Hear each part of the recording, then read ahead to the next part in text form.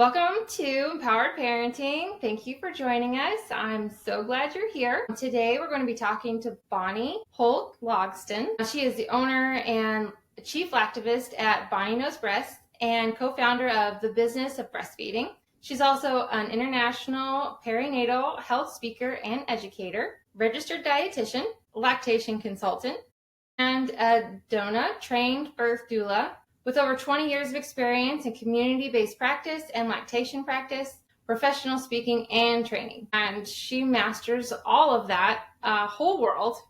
I'm so happy that she's on the show today. Thank you, Bonnie, for being with us. Thank you so much for asking me to be here. I'm so glad to be with you. I am so glad you're here. All right, so let's get into our questions. Yeah. What first led you into this work supporting new parents, especially in the world of nutrition, breastfeeding, and early parenting? So way back when I graduated from college, and I had a Bachelor of Science in Dietetics, and I got through my dietetic internship, I had to do a public health rotation at the local health department. So I was there, I think, for a month or maybe a little longer, and for a whole week on my schedule, they put me with the lactation consultant. And I had never heard of that job before. And I was, fresh out of college with my little Bachelor of Science in Nutrition. I was thinking, what am I going to do with this lady for a week? It's a long time to talk about breastfeeding. So I think I was like 22 or whatever, and I was just like, I don't know what this is. I mean, here I was, I had a 4-year degree in Bachelor of Science. But anyway, she happened to have a prenatal breastfeeding class happening while I was with her that week. So I sat in on this class with a bunch of pregnant women, and I was like, what? Breastfeeding? What? Like, my mind was just blown and opened into this world of like what your body can do and first food and all these things, these concepts that I really didn't learn much about in college, unfortunately. So from that, I got offered a job at that health department after I finished my internship, and I took that, and that woman became my mentor. And I began immediately doing lactation education trainings and thinking about becoming an IBCLC through the years. And then I worked in WIC there in the Women, Infants, and Children program there, and I did medical nutrition therapy and just started kind of being immersed in the world of parents with new babies. It was just super interesting. And then from there, just over the years, I worked in public health all told for 10 years almost, and got my hours to sit for my exam to be an international board certified lactation consultant, or an IBCLC, in 2012. But that was 2004. So it was 8 years of doing all kinds of breastfeeding work and training and working with families, and then working on my hours. It took me like 5 years to get on my hours and do the exam. So that was a long time ago now. But I've been in the breastfeeding world from the minute I started as a dietitian, as a brand new dietitian all those years ago. So it's been a long journey. Yeah, it was a very impressionable internship. It was. It Yeah. sure was. It sure was. I had a great experience at that job, and in a lot of different ways. And then I moved to New York City, and I worked in a community health center there in Manhattan, and also worked in the WIC program. But the department was hooked right next to the pediatrics department. So I got to work with the pediatricians and get to see the babies like day 2, day 3, day 4 there in that setting and in the WIC setting. And run groups there and do a bunch of stuff. Then I, in the meantime, had gotten my doula certificate, started getting introduced to the birth world. Also didn't know what a doula was, all those years ago. And as soon as I found out what one was, I wanted to be one. So I did the doula training through DONA. And that was in like 2009 or 2010, and the birth doula training. And then we moved to New York City right after. So then I started trying to get into the birth world in New York to try to get clients to do my hours to get certified and everything. So that immersed me into that world in a whole different state, whole different big city, and just all new things. And then I became a parent myself and moved to Louisville, Kentucky. And that's where I was new to the city and new mom and trying to find my own community and my own place as a parent and, kind of taking my professional hat off and trying to be a mom in this world, which is a whole new thing for Yeah. Different side of the coin. totally different. Yeah. Yeah. But I do think, it's having had that experience pre-child and post-child, I have different perspective on it, of course, since becoming a parent myself. Yeah. Yeah. But it was, I think, good to have it before and after. I think it's brought a lot of different, experiences and knowledge for me. Yeah. Because nothing can quite prepare you for that parenthood shift. And I think sometimes even when you're in that profession and you make that shift, it's like you feel like you should know everything. And then it's like when you're actually there, you're like, wait a minute, I don't. There's these things that I don't have answers for. Totally. And I explain that as being like in your parent brain and being in your professional brain, especially healthcare professionals. We think we know something, and then we become a parent. We get in our parent brain. We're like, we don't even know anything that we're talking about. Yeah. My clients are frequently, pediatricians, nurses, NICU physicians, neurologists, pharmacists, kinds of healthcare providers. And, that doesn't mean anything when you become a parent and you're just exhausted and you're trying to figure it out. Right. I just need this to work. Yeah. Just needs you to tell me what to do. Yes. Yeah. How lucky your journey took you that way towards breastfeeding. And this is what you should be doing, obviously.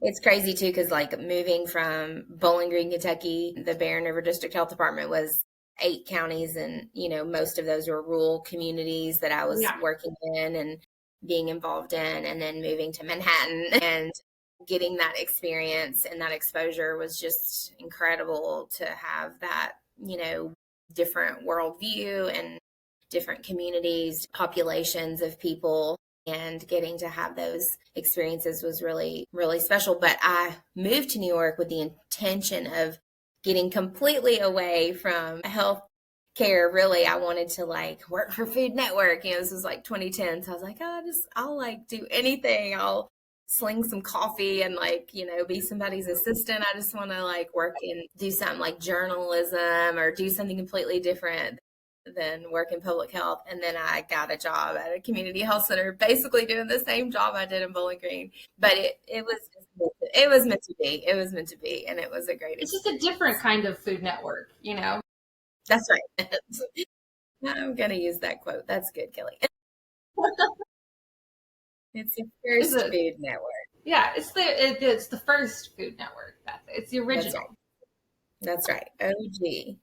All right. You've done so much for your community. What drives your passion to make support accessible and far-reaching for families? Yeah, I think my motto is just like everybody deserves support and needs support when they become a parent. And almost everybody, if you look at the statistics as it relates just to breastfeeding alone, almost everybody who's pregnant says that they want to breastfeed. Yeah. And as you move away from postpartum, people don't get the support they need and they don't meet that goal. They don't meet their goal that they made for themselves to breastfeed for this amount of time or that amount of months or weeks or years. Yeah. When that is what they hoped to do. And of course things change and that's fine. But a lot of times that change is not by choice, really. Yeah. And that's really unfortunate. So that really drives me to want to just get everybody, an appointment and try to fit them into my schedule as quickly as I can, because the sooner we can capture them to get them the help that they need and deserve, the more they are going to meet their goals and the easier it is going to be for them to feed their baby if they want to breastfeed. So I really try to do everything I can to fit people in as soon as I can when they reach out for help. And that's really important to me because I know that we'll lose them if we don't, because it's hard. Yeah. It's hard. Yeah. It might be natural, but that doesn't make it easy. Yeah, it doesn't make it easy.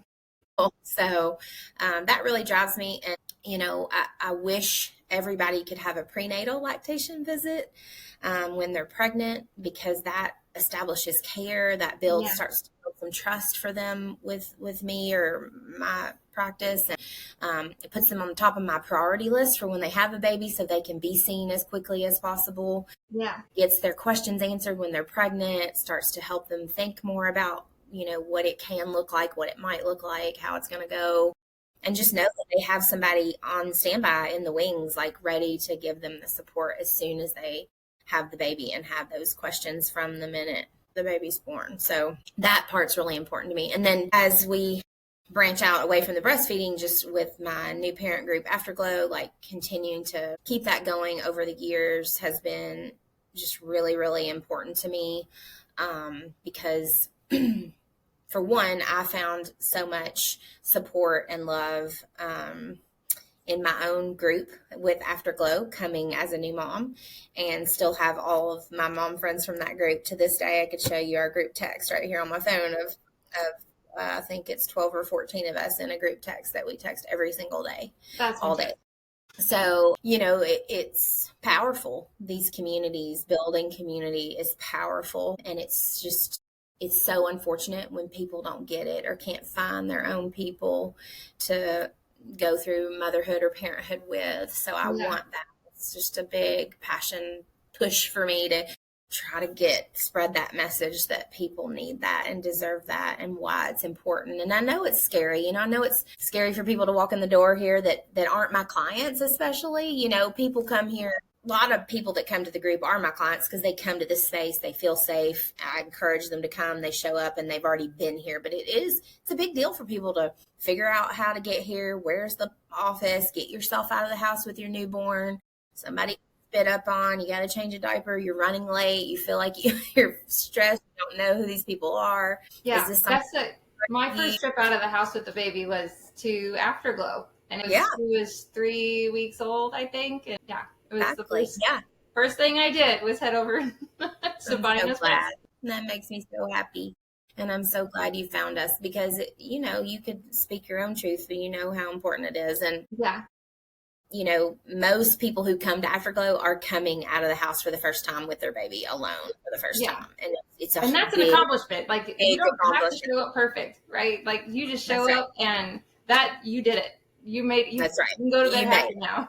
That's right. Check that box. You got yourself out of the house with your baby. We don't care if you're wearing your PJs. We don't care if you brush your hair, your teeth. Like, just come as you are, show up, and I'm just happy you came. And you came. Yep. You did it. Yeah. You got in the car and you went somewhere. That's right. Great. But people are scared, and I get that. And also, almost everybody that comes only wishes they'd come sooner, only wishes they'd found this with their first baby or so I just wish everybody knew about it. Yeah, I think so many new moms spend so much time preparing for their pregnancy and then preparing for the birth. And then it's like, then you have a newborn and it's like, you're kind of prepared for that. And then it's like, you're a new mom. Like, that's a whole new role. And there are so many resources and stuff out there that you don't even realize you should have been looking at. And it's like, you were prepared for all these other things, and now the baby's out, and now what do you do? Exactly. So much time spent on the birth, which is important. Yes. And feeding is forever. That's my new motto that I've been telling people. I'm like,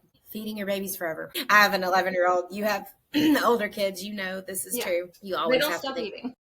But you're feeding them, right? You always have to keep thinking about that. I just taught my starting solids class today to 2 parents that came in, and they both have 2 kids, and they're older kids. I'm like, y'all know, like, you're still thinking about what you're going to feed them for lunch and dinner tonight and their snacks and going to the grocery and making those plans, and it just never ends. It never ends. Never ends.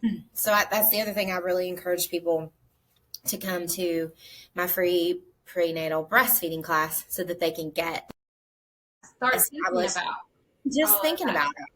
Yeah. And just hearing some common things that they need to know right out of the gate to help their journey be a little bit smoother. Yeah. Because you don't never know what's going to happen, exactly what issues you're going to have, and being able to have that resource on hand when things do pop up is an excellent way to plan for, when things don't go as planned. Yep, exactly. Yeah. Exactly. And just knowing that there isn't what we do, what do IBCLCs do, and that we even exist. And it's great we also want you to go to your pediatrician. We want you to go to your provider, your PCP, but they have a different scope. They have a different job to do. We have a whole, hour or more to spend with you in an appointment only talking about your feeding. Yeah. Where, when you're going to the pediatrician, there's They have a whole nother checklist of things that they're concerned with and talking to you about. And we have this, I don't want to say singular because it's bigger. It's bigger than just boobs and milk. It's bigger than that. But like there's more things to check. But all the things that surround that feeding, is what we're spending a whole hour of a visit on, which is you're not getting that with any other provider. Yeah. I really wish there was like a popular checklist for new moms that could have you checked in with your lactation consultant? Have you checked in with your pediatrician? Have you checked in with the physical therapist? Have you checked in, making those connections for those resources just to make your life smoother when things do come up. Because a lot of the issues that you can start catching as an infant will prevent you from having major issues when they're toddlers or younger children. Yeah, I say all the time, like if new parents who've just had a baby are going to get the lactation support that they need and deserve, the mental health that they need and deserve, and the PT pelvic floor support that they need and deserve. If we just had those three things happening post-birth, we would have a whole different world. We would live in a literal different world for the better, for the whole of our community and our society. Because we would be caring for the whole mother and the whole child, and not just little aspects of it. That's right. And that's the beauty of the job that I do as a lactation consultant. I do see a dyad. If you go to the pediatrician, they're there to look at your baby. If you go to the OB or the midwife, they're there to look at you. But we get the luxury and the privilege to get to support the parent and the baby. And it's just wonderful. Precious little really connection. Wonderful. Yeah, it's good stuff. Yeah. What a dream world. That's a dream world where you could have all of your care covered.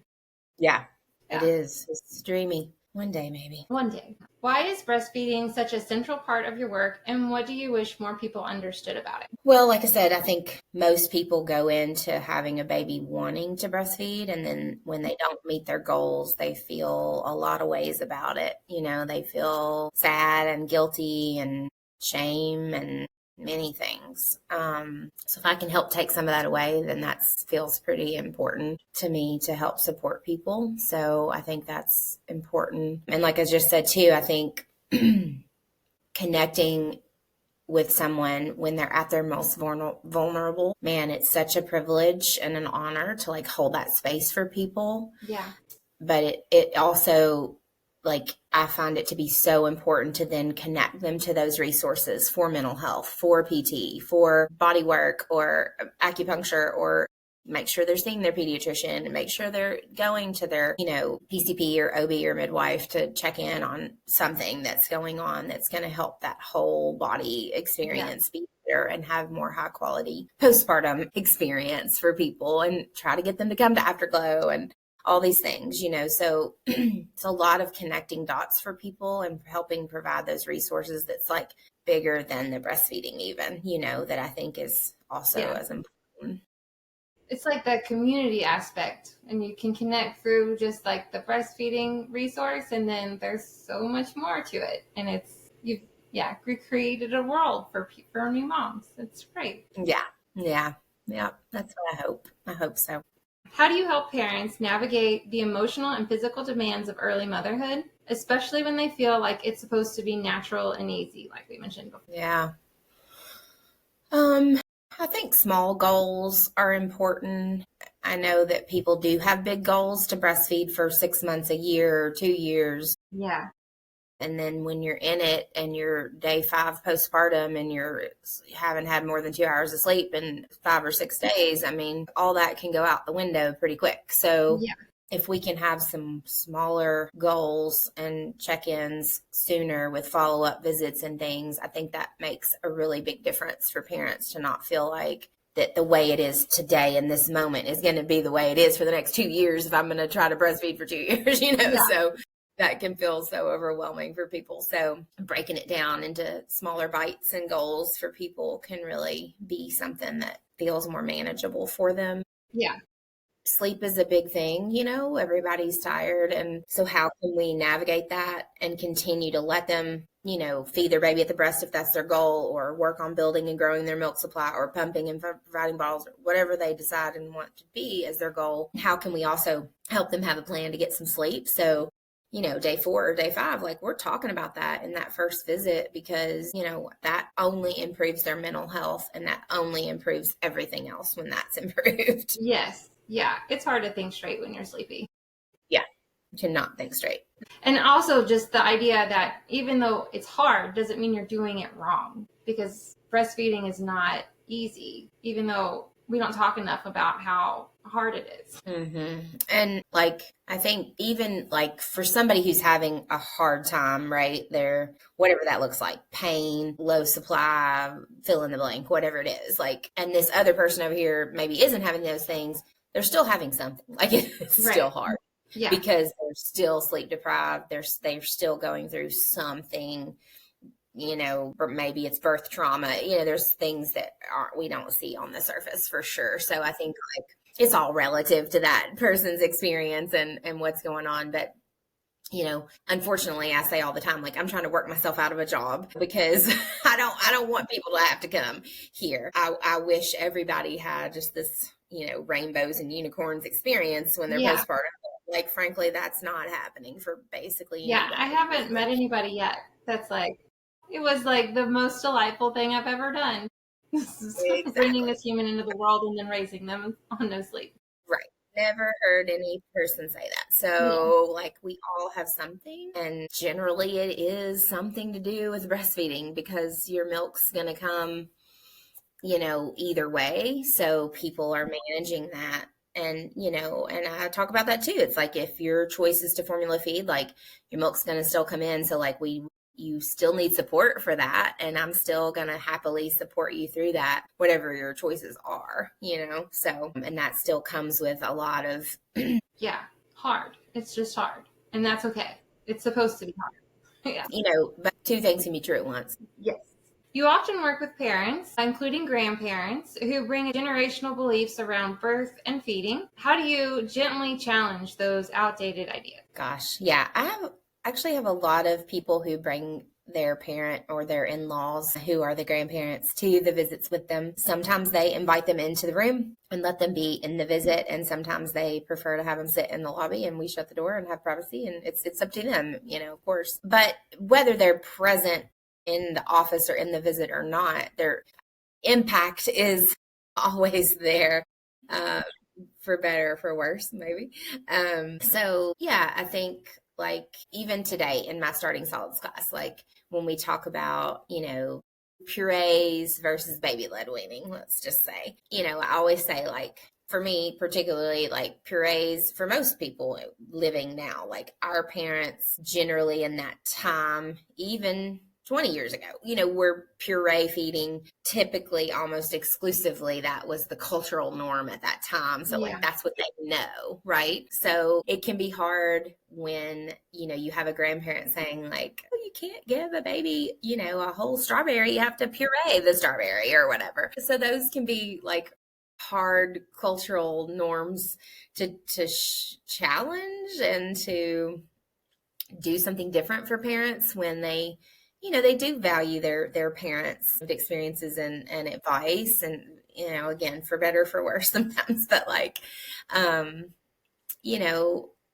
we know better, we do better. I mean, we also didn't wear seatbelts when I was first born, and that wasn't even a norm, but now we do because we know better. There's a clip of, they're bringing the baby home from the hospital and they don't put it in the car seat. They throw it on the dashboard and they have no seatbelts and they're smoking in the car. And it's we've come a little bit since then. We've come a little ways. Thank you, science. So, and statistics, right? So, I think it is tricky to navigate that. And also I encourage parents to remember that this is their baby, their journey, their experience, their time. You have to take what works for your family and you have to leave the rest behind. And that includes advice that I'm going to give you. That includes advice that your mom's going to give you and those grandparents. That includes social media and pediatricians and everything. You've got to kind of gather all that information, make those informed, educated decisions, and then take what's working for your family and your situation and leave the rest behind, because you could find two completely conflicting pieces of advice out there for any given topic, certainly for breastfeeding. So it's a tricky, and for parenting. So it's a tricky conversation sometimes, especially when the parents in the room saying one thing, well, this is the way I did it, and this is, kind of thing. You got to use all your counseling skills too. Yeah, we got to get how you feel about that. We don't always have to listen to the other people in the room. It's okay. That's right. That's right. Exactly. You have your triangle of focus, and you have said that mental health is at the top. How does emotional intelligence play a role in that? And what are the other areas of your triangle? Yeah. So on my website, and just kind of as I think about my model of care, what you're referring to is just, thinking about it sort of as a pyramid, but also maybe these like interlinking circles where they all kind of flow into each other, really, because you have to do all three of the things. But if you don't have that mental health in place, it's hard to do the other two, right? So, protect your mental health, feed the baby because that's expected, and work to build and grow your milk supply if that's your goal.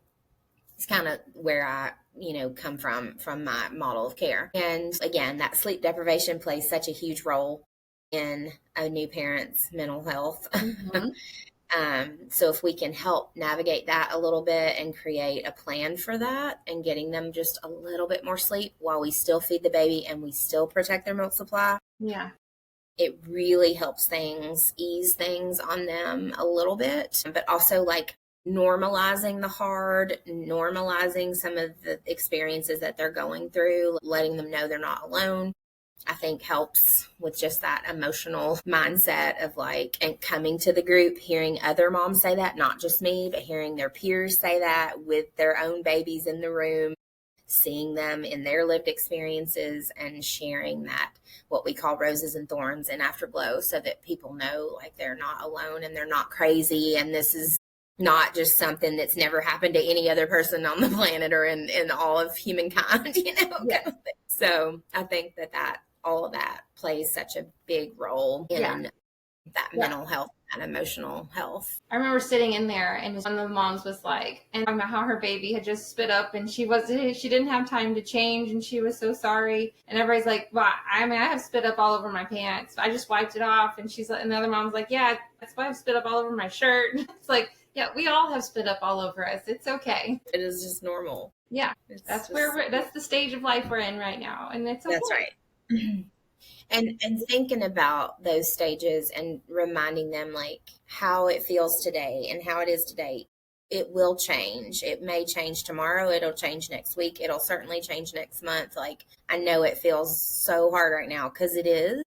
And there'll be something else, and there'll be, there's other things to come that are more rosy, but especially that first 6 or 8 weeks, 12 weeks, people are deep in it. And it's just such a hard steep learning curve, as I call it, parenting gig. Yes. There's so much new and so much that you're learning. Yeah, it's crazy. It's it's definitely one of the biggest adjustments you'll have in your life. And it's okay that is not the easiest thing you've ever done. Yeah. I remember being pregnant, and I had just turned 36 when I had a kid, my one and only child.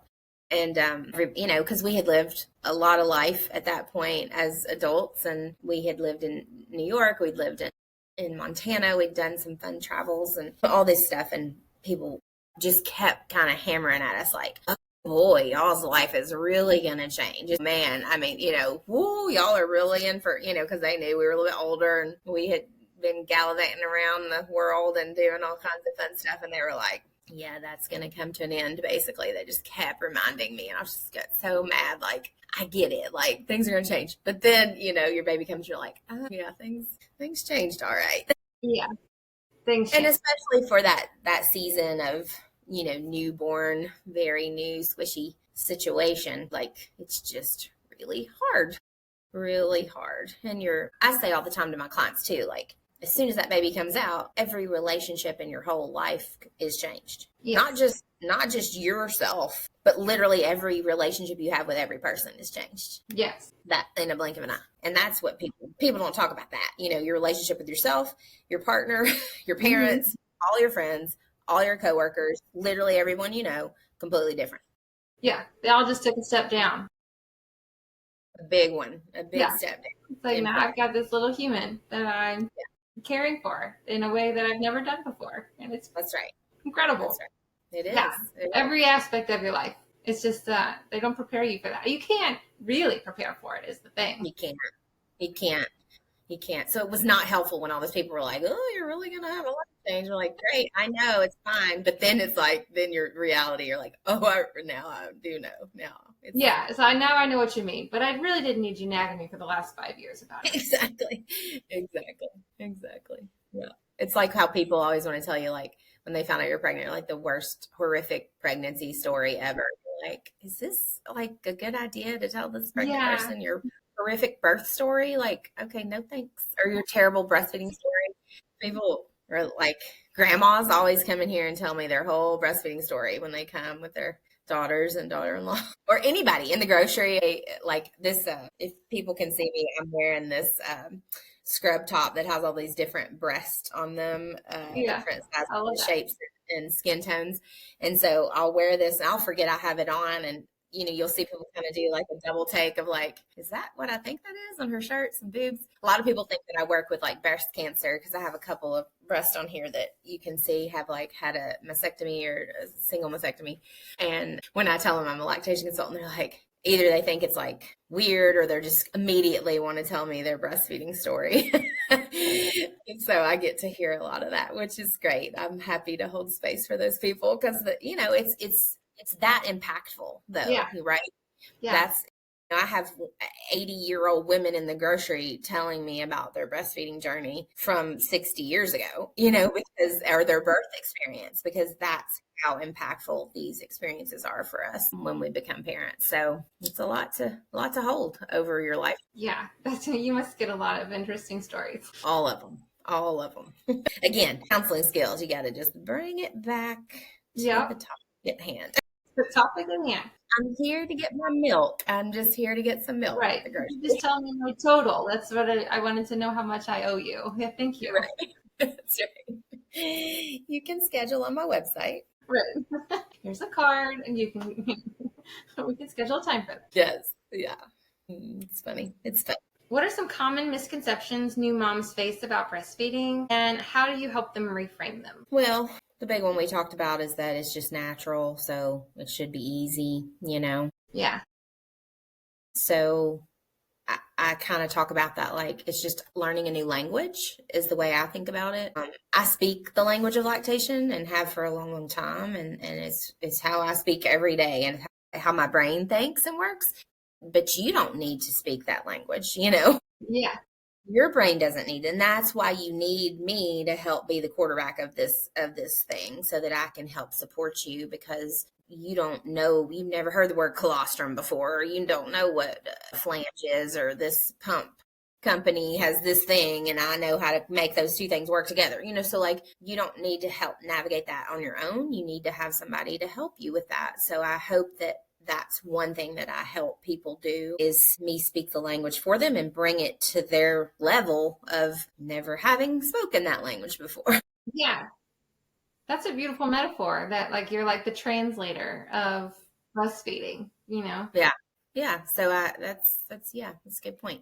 I wouldn't want to go into a new world, a new country or wherever where they don't speak the language and not have a translator. That would be really hard, right? It would be really hard. So I hope I can be that for them, normalizing things for them that feel really overwhelming and daunting, and then connecting them to the resources. Because I really push and hope for a team approach in healthcare, and I really continue to work towards the day that lactation is on the same page as a pediatrician or an OB or a midwife, or and we bring PT along with us, and we bring mental health along with us, and we all see ourselves as this team for these families. Yeah. Because we have a role to play in this like wheel, and we're all on spoke on the wheel, and one's not more important than the other, really and truly.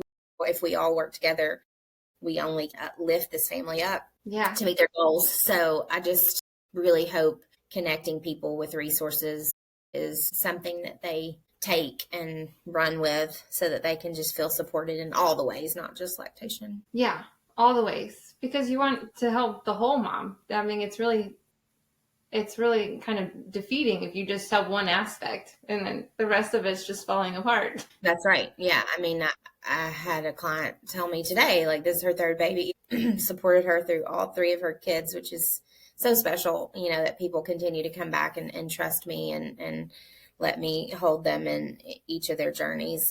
But she was saying that she was going to go to the PT, and I was telling her that's great. She's 7 days postpartum. She's already got an appointment.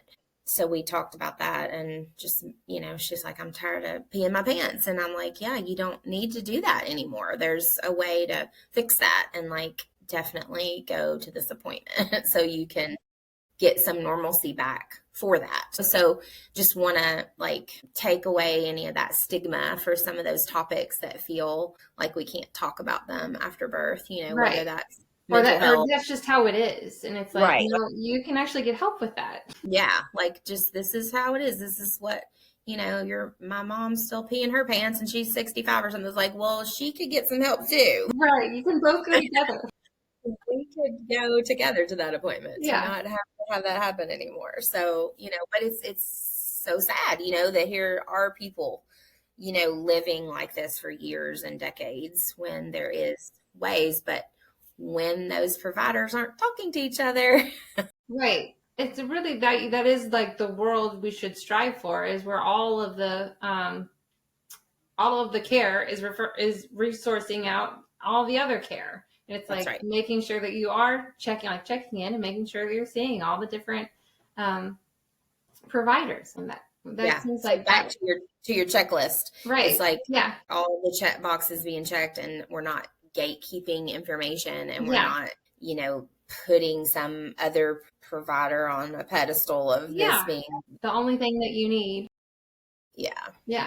Exactly. Why is it so important to meet parents where they are when it comes to their personal breastfeeding goals? Yeah, man, personal, that's the word, right? It's so personal. It's so personal. And it's very intimate and vulnerable when you're newly postpartum and, you've had a birth that maybe didn't go the way you wanted it to or thought it would go. And, your mental health is trash because you're so tired. And so again, you have these goals before and things shift and change, and that's okay. So I just always want to meet them where they are, because things do shift and change, and that's okay. And so trying to normalize some of that is important to me. And I also want people to trust me so that I can help support them to the best of my ability, because if they don't trust me, they're not going to tell me what's really happening.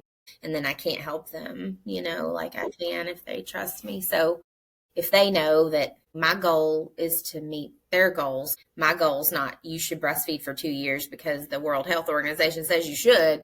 My goal is, what do you have the capacity to do today, right? Not even next week or next month. It's like, where are you at today? And this is our plan A, and we can make a plan B right now or tomorrow or next week when we see each other, and that's going to be fine, because whatever you choose, I'm going to support that.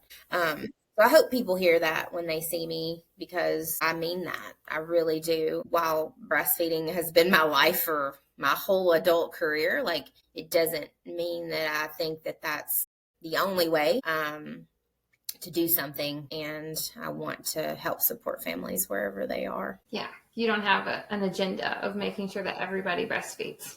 No, I don't. But I do have an agenda to try to support every person. And the motto in Afterglow is, we support you no matter how you feed your baby, no matter how you diaper your baby, no matter how you sleep your baby, no matter how you parent, no matter how your baby came into this world. We're not policing that or judging that. It's a judgment-free, safe space to share the roses and thorns. I take that motto right into my individual consulting with my clients, because that's true. That is true. Yes. It's not my journey, it's theirs. Yeah. And you just kind of have to, like, as a provider, have respect for that. It's, it creates such a divide when you try and tell them that that's not how things should happen, or that's not how things need to go. Or it's like, how about we just provide information and then support them in the journey that they want to be on? That's right. Exactly. Because they're going to shut down and, again, not trust you, and you're not getting anywhere. They're not going to hear anything you say, no matter what you got to say after that. So it's not really going to be very productive for anybody. No, I wish more providers thought like that.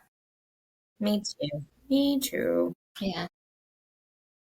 Again, emotional intelligence of some, just there's a lot there. There is. And I feel like it's becoming more common knowledge, but we're not there yet. Well, this good information you're putting out is important. So tell us more about the Parent School Parenting Series. What does it offer, and who is it designed to support? Yeah, so something new that I'm working on is going to be, I hadn't landed on 6 to 8 weeks yet, but 6 to 8 week kind of parenting school, where these would be designed for new parents whose babies, are ideally in the first year, but definitely in the first, like, fourth trimester kind of time frame is what it's going to be geared toward. So we will have kind of a topic or multiple topics per week where you will meet weekly and have various different professionals focused on their topic to talk about, whether it's certainly breastfeeding, feeding in general, bottle feeding, mental health, physical health, PT, pelvic floor, getting back to exercise, getting back to sex comfortably, relationships with your partners, how to burp your baby, how to diaper your baby, returning to work, and all the things that come with that. Just lots and lots of topics that parents have in that first 4 to 6 months, starting solids, lots of things. So I'm designing it to be kind of due date group based. Okay. So you'll follow along with other families who have babies who were born around the same time as your baby. So you'll all be in there together. And again, safe space. It's not anything focused directly on breastfeeding. So that is coming soon and launching soon for people in the Louisville area, and it'll meet in my office, and I'm really excited about it because I think it's just, again, we plan a lot for birth. We have a lot of questions about all these other things once the baby comes, and it's nice to have some kind of series to show up to take those classes, if you will. Yeah. To learn and have like a space to do it, and to also in the same turn build your community. Yeah.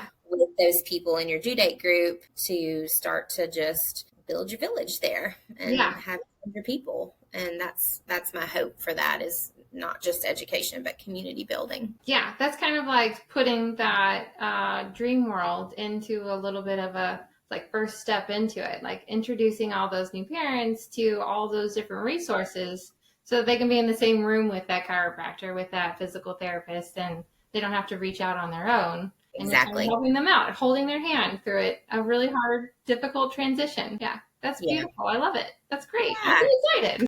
I know. I'm excited too. So I just got back from vacation like 2 days ago. So I'm trying to get all of my stuff. You know how it is. You just dive right back into life after that. Give me another week or so and I'm going to get everything launched for that. So that's exciting. That is very exciting. Oh, I'm so looking forward to hearing the details on that. Yeah. Thank you. What's one thing you want parents to walk away with from listening to this episode? Oh man, one thing that's hard to narrow down, but I think I go back to what I said at the beginning, is just that everybody deserves support after they become a parent. That's the mom, that's the dad, that's the partner, that's, the people directly involved with that new baby. They deserve support. And I hope that they can find it, whether that, again, is through their lactation journey or through their mental health provider, through their new parent groups like Afterglow and other ones, Kelly, your group, other groups that are out there, just to, find your people and get supported in all the ways to help your journey and to help normalize some things so that it doesn't make the hard go away, but it helps ease it to be not so brutal and just know that you're not alone in it. I don't want people to feel alone in it. Yeah. And it's so easy to feel alone these days when everybody is so isolated. Yeah, yeah. for sure. For sure. And I think with social media, the algorithm, it feeds, the anxiety. I frankly see new parents more anxious than ever before. And I've been in this world for a long time. So I've seen this shift happen over the last 5 years, kind of since COVID. But also, I think just the algorithm has gotten better. Mm-hmm. The technology's gotten better to target you and target your fears, Mm-hmm. and that fear-based messaging, and trying to grab you to get this product or this thing that you need because of this, whatever you're googling or whatever you're doing, like it knows. And it's really unfortunate. So combating that is like my daily daily thing that I deal with, and that just only heightens people's anxiety about all the things. It's hard finding support. I mean, people, to quarterback that for them, I think can be helpful, but sometimes you just got to find some boundaries on those things too. I tell people all the time, I'm like, just don't Google things. Like, get off the social media for a little while if you can. Yeah.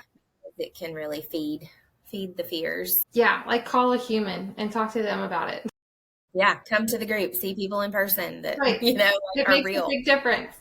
Yeah, it really does. It really does. So I hope that people will come to the groups and get their support. Those are the things I think are the takeaway for me for this, for people. All right. And then lastly, where can the listeners find you or get involved with the work that you're doing with this community? Yeah, so my website is bonnieknowsbreast.com, and all my stuff is there, from scheduling to the Afterglow group. My pump bar is my feeding and pump supply shop that I have. We ship all over the country, and you can pick up in Louisville for any pumping and feeding supplies and replacement parts that you need. The parent school stuff will be there, and all the things are there. I have a blog that I try to keep up with and have some good topics there for people that have questions, and you can sign up for my newsletter there and get my stuff, and all my parenting classes and things that I teach are also on there, and you can schedule. Awesome. Yeah, all in one place. That's great. Yeah, totally. And then you're on social media too. Yep, all the Facebook, Instagram, LinkedIn, all of those. Yeah, that's great. So your people are looking for information, they know where to look, and then hopefully they'll dive in a little more when they find out what all you have to offer. Yeah, hope so too. Awesome. Well, thank you so much, Bonnie, for being on the show. I so appreciate you taking the time to come and talk to us. Is there anything that you'd like to say before we end? Reach out when you find out you're pregnant. Find your people to support you. As soon as you find out you're pregnant, dive into whoever your local community resources are, to start building those connections and finding your people so that you can feel like you've got a good team there to support you along the way. I had one more thing I wanted to add for my son. I told him that I would say hi to Finley on the podcast while I was here today so that he can listen on Spotify, because he felt really excited about learning that I was going to be on there. So hi, Finley. I love you. Yeah, awesome. Well, thank you so much. Thank you all for listening. You can find out more at kellyselzer.com, also on Facebook, Instagram, and until next time, thank you all.